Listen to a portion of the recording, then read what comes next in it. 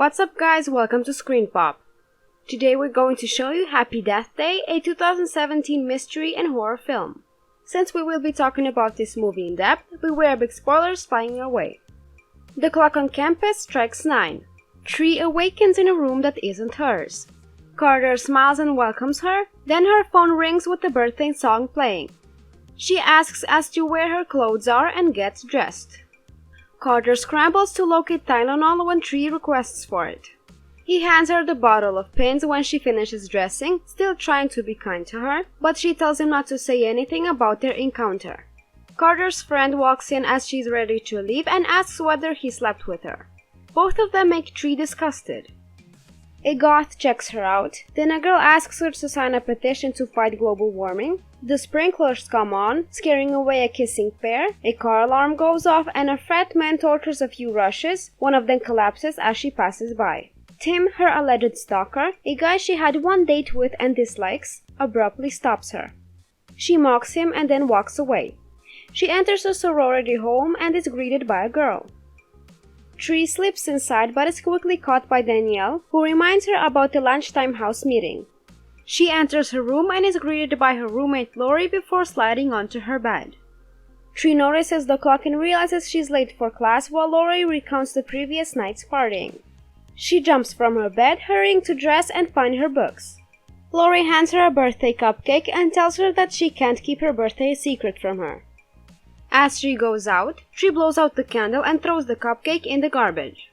Lori is enraged. Tree comes into a class taught by a professor with whom she has a close relationship.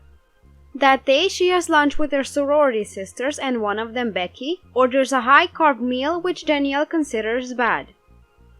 They force her to leave because of it, but when she stands up, Carter collides with her and spills a chocolate shake all over Tree. She pushes him to the side since she doesn't want her sorority mates to find out she knows him. He returns the bracelet she had forgotten in his room to her. She then walks into Lori after visiting a hospital and declines a call from her father. She understands why Tree is there and warns her that what she is doing is dangerous. The professor enters an office as Tree enters. She starts kissing him right away, but his wife comes knocking. Danielle comes in wearing her top that night when she's in her room.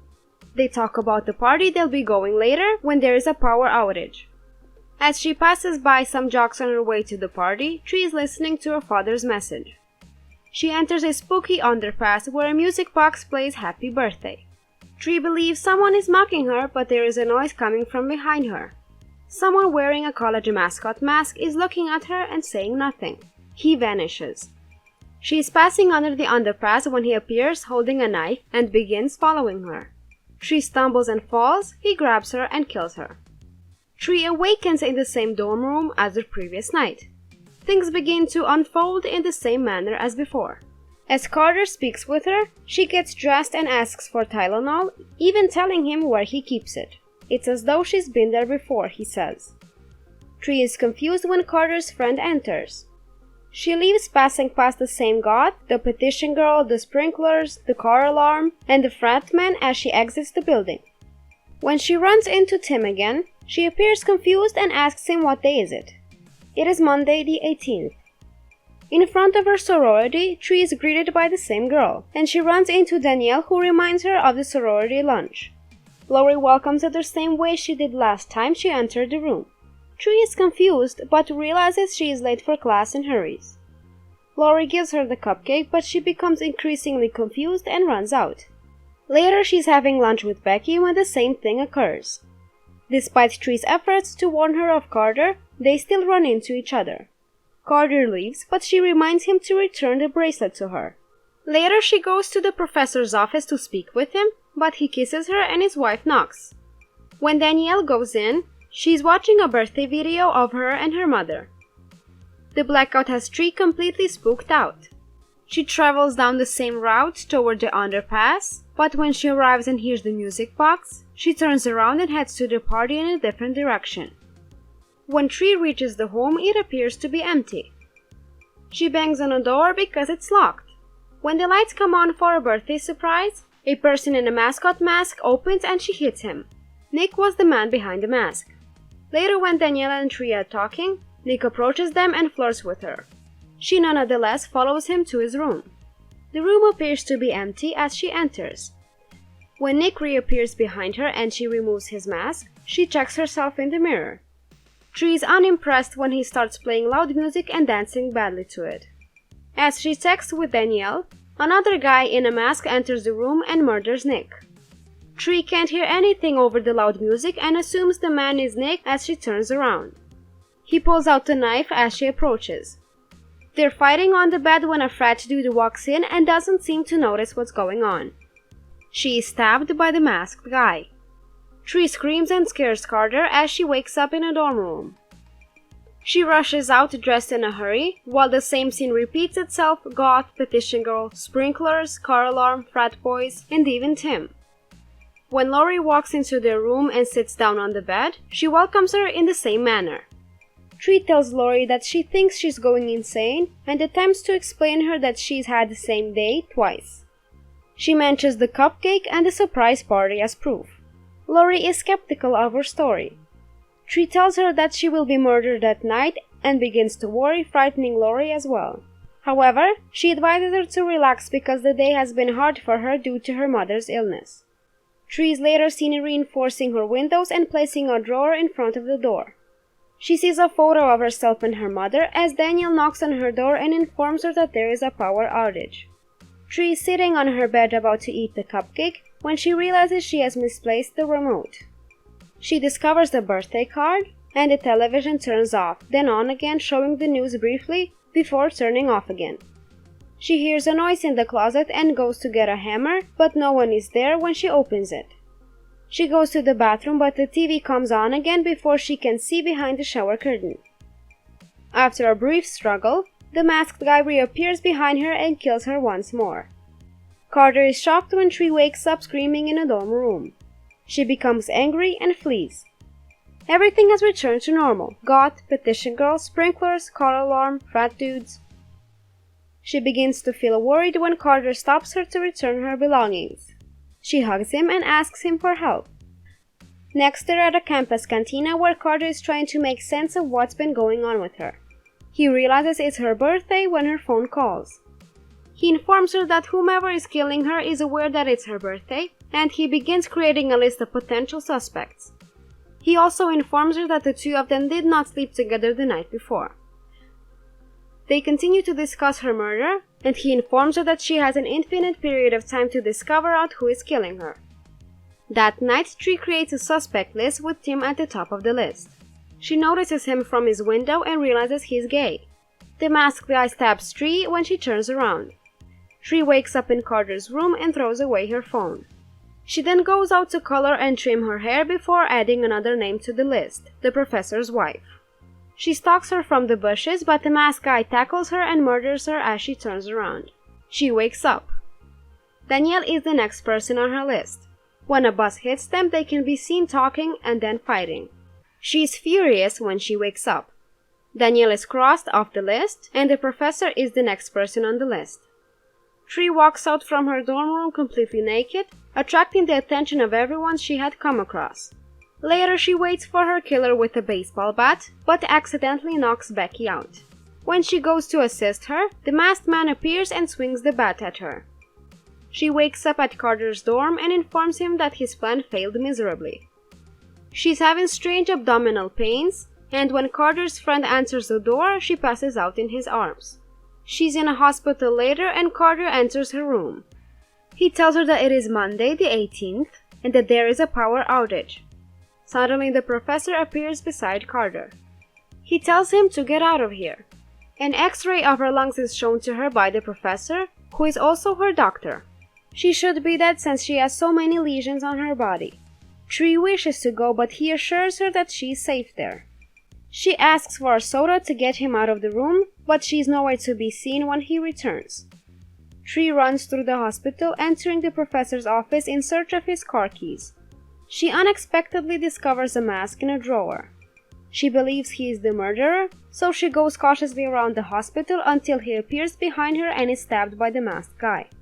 He chases her all the way to the parking lot. Tree continues to hide from him there, but when she unlocks the professor's car, he hears her and follows her. She finally gets away from him and is overjoyed when a cop car signals her to stop.